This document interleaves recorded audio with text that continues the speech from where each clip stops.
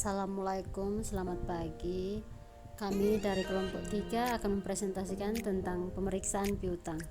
Saya sendiri Elizabeth Kunisonoa bersama Pandu Mua. Di sini kita perlu mengetahui pengertian piutang. Piutang usaha adalah piutang yang berasal dari penjualan barang dagangan atau jasa secara kredit. Piutang lain-lain adalah piutang yang timbul dari transaksi di luar kegiatan usaha normal perusahaan. Contohnya, piutang usaha, wesel tagih, piutang pegawai, piutang bunga, uang muka, uang jaminan, piutang lain-lain, atau penyisian piutang tak tertagih. Penyajian piutang dilakukan atau disajikan sebesar jumlah tagihan dikurangi dengan taksiran. Jumlah yang tidak dapat ditagih, jumlah kotor piutang harus tetap disajikan pada neraca, diikuti dengan penyisian piutang tak tertagih. Piutang pemegang saham dan piutang perusahaan afiliasi harus dilaporkan tersendiri atau tidak digabung dengan perkiraan piutang karena sifatnya yang berbeda.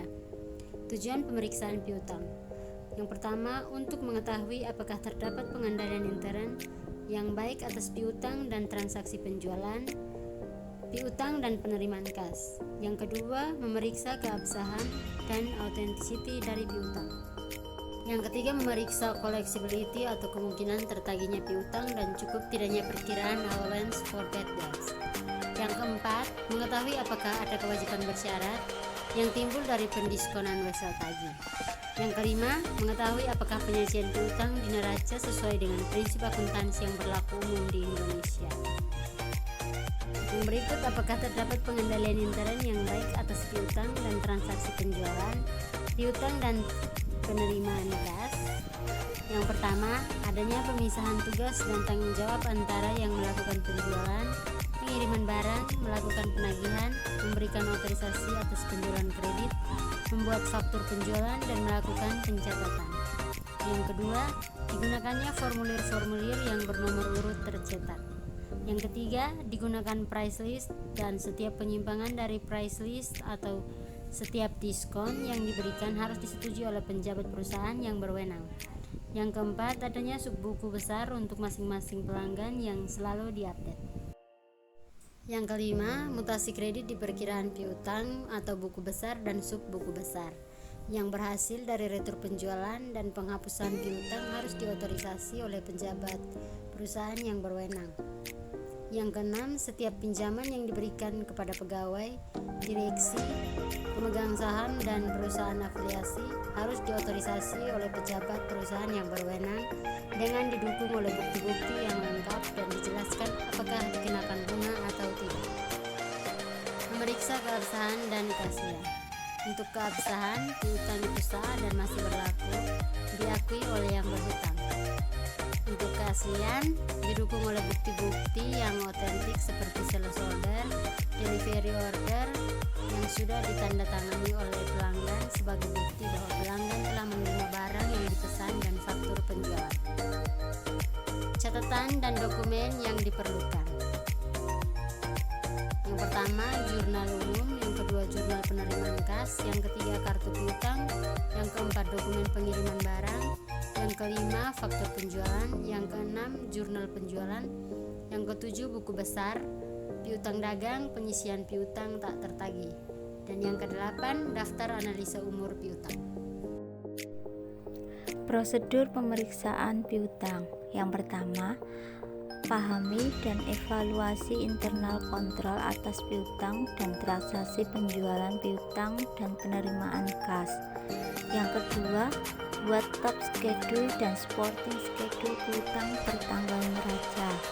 Ketiga, minta aging schedule dari piutang dagang per tanggal neraca yang antara lain menunjukkan nama pelanggan, saldo piutang, umur piutang, dan kalau bisa subsequent collection ya. Yang keempat, periksa mathematical accuracy dan cek individual balance ke sub ledger lalu totalnya ke general ledger.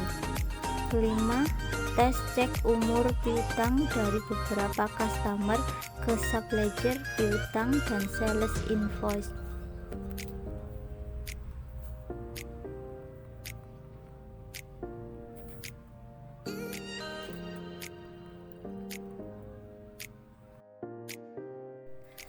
Yang keenam, kirimkan konfirmasi piutang.